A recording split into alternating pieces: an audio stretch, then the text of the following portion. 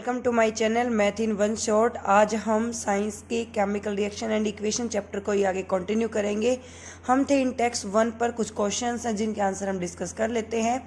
Why should A magnesium ribbon be clean before burning in air.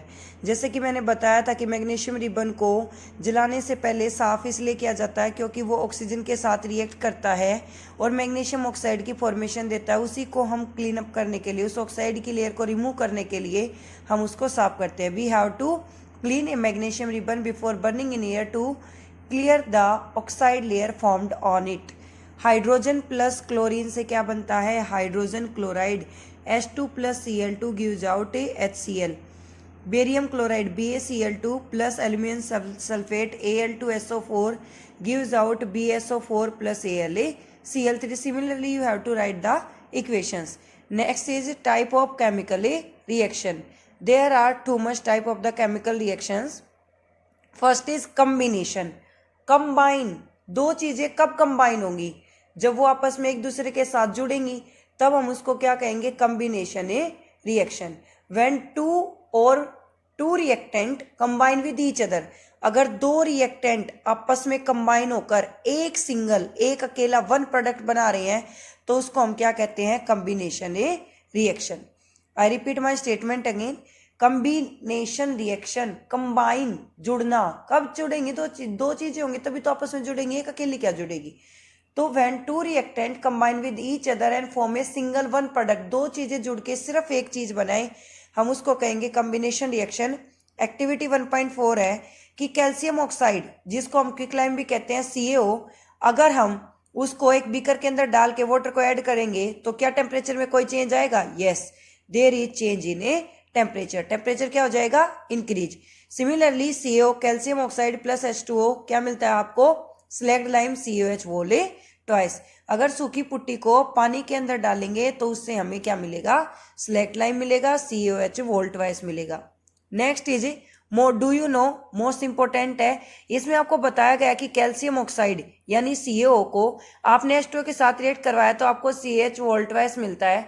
अगर इस COH वोल twice को यानी कि कैल्शियम हाइड्रोक्साइड को अगर आप कार्बन डाइऑक्साइड के साथ रिएक्ट कराते हो तो आपको कैल्शियम कार्बोनेट और H2O की फॉर्मेशन होती है। या फिर अगर आप CaO को कैल्शियम ऑक्साइड को रिएक्ट करवाते हो CaO2 के साथ तो CO2 के साथ तो आपको मिलता है CaCO3, जिसको हम कैल्शियम कार्बोनेट के साथ साथ लाइमस्टोन भी कहते हैं।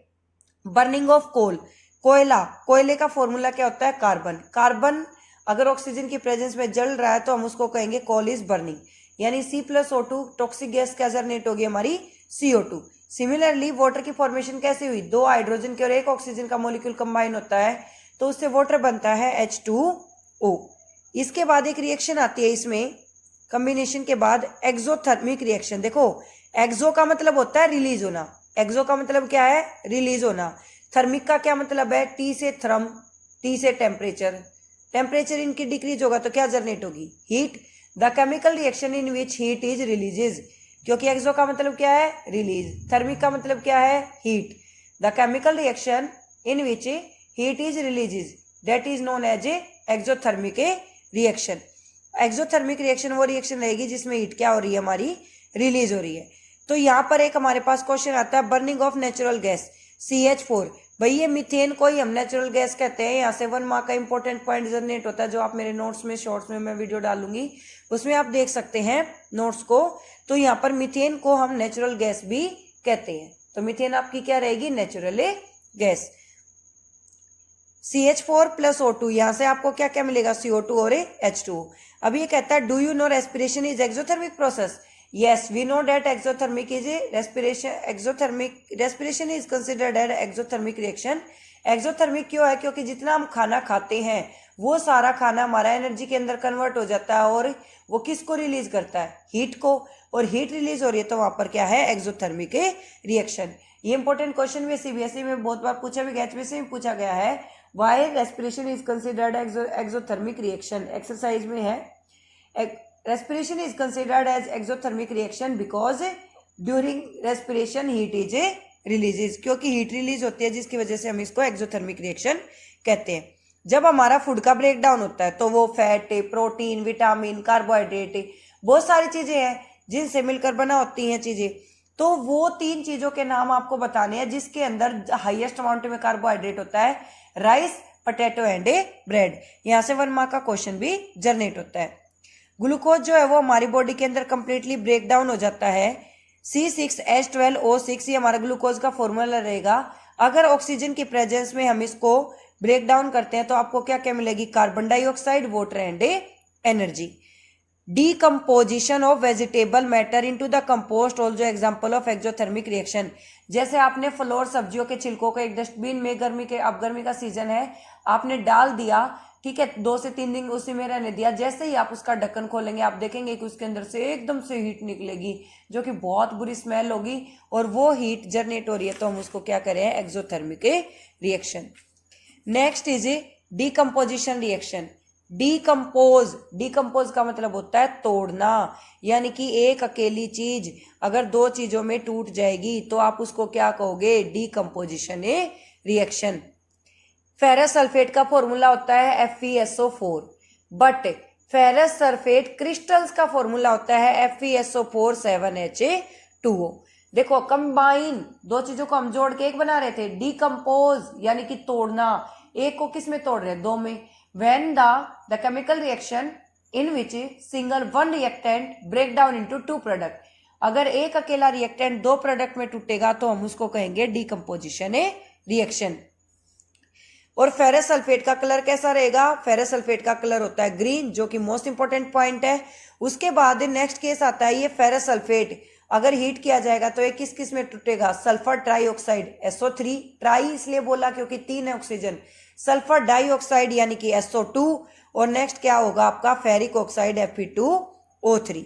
उसके बाद नेक्स्ट केस आता है हमारे पास कि किस कैल्शियम कार्बोनेट ऑक्साइड जो है जिसको हम क्विकलाइम कह रहे हैं, क्विकलाइम का अगर हम हीट करें, जैसे CaCO3 है, लाइमस्टोन, CaCO3 क्या है, लाइमस्टोन, जिसको हम कैल्शियम कार्बोनेट भी कहते हैं। अगर हम इसको हीट करें तो ये calcium oxide plus carbon dioxide में टूट जाएगा।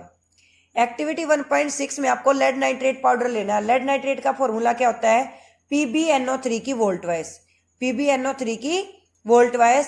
अगर उसको रिएक्ट करवाओगे तो लेड ऑक्साइड यानी कि PbO plus nitrogen dioxide NO2 और ऑक्सीजन गैस ऑब्टेन होती है। ये इस चैप्टर का मोस्ट इंपॉर्टेंट रिजल्ट है कि जब भी हम लेड नाइट्रेट को हीट करते हैं तो उसके अंदर से ब्राउन कलर की फ्यूम से निकलती है। I repeat my this point again, this is the highlighted point कि अगर हम लेड नाइट्रेट को हीट करेंगे जो कि एक्टिविटी 1.6 में गिवन है, तो उससे आपको ब्राउन कलर की फ्यूम्स जो हैं वो ऑब्टेन होंगी, और गैस कौन सी निकलेगी, नाइट्रोजन डाइऑक्साइड। ये जो एक्टिविटी 1.7 है ये आपको शो कर रही है कि अगर हम किसी भी वाटर के सॉल्यूशन के अंदर से इलेक्ट्रिक करंट को पास करते हैं तो पॉजिटिव और नेगेटिव चार्ज अलग अलग डिवाइड हो जाते हैं। पॉजिटिव चला जाता है कैथोड पर, जिसको कि हम कहते हैं प्रोटॉन, P से प्रोटॉन, P से पॉजिटिव, ठीक है। और उसके बाद एनोड पर क्या होता है, नेगेटिव चार्ज, और नेगेटिव चार्ज कौन कंटेन करते हैं, इलेक्ट्रॉन्स। और हाइड्रोजन गैस क्या हो जाएगी, generate. Take about 2 gram of silver chloride, silver chloride ले लिया हमने AgCl। अगर हम उसको सनलाइट की प्रेजेंस में रखेंगे तो उसका कलर जो है वो चेंज हो जाएगा, वो सिल्वर वाइट से कलर कैसा हो जाएगा, ग्रे कलर। और सनलाइट की प्रेजेंस में जो रिएक्शन अकर होती है हम उसको कहते हैं थर्मल डीकम्पोजिशन रिएक्शन, क्योंकि थर्म का मतलब होता है हीट और डीकम्पोज का मतलब है 1 से 2 में टूटना। तो कोई भी चीज हीट करने की वजह से अगर 2 चीजों में टूटेगी तो हम उसको कहेंगे thermal decomposition reaction due to heat. ये आपका पेज नंबर 8 पर है ओल्ड बुक के अकॉर्डिंग। नेक्स्ट आता है सिल्वर ब्रोमाइड, AgBr जो है हम उसका यूज करते हैं ब्लैक एंड व्हाइट फोटोग्राफी में, ठीक है। उसके साथ ही एंडो का मतलब होता है absorb, the chemical reaction in which heat is absorbed, जिसके अंदर हीट जो है वो एब्जॉर्ब हो रही है वो एंडोथर्मिक है, और जिसके अंदर हीट जो है वो बाहर निकल रही है वो क्या है, एक्सोथर्मिक है। Thank you so much for watching, bye.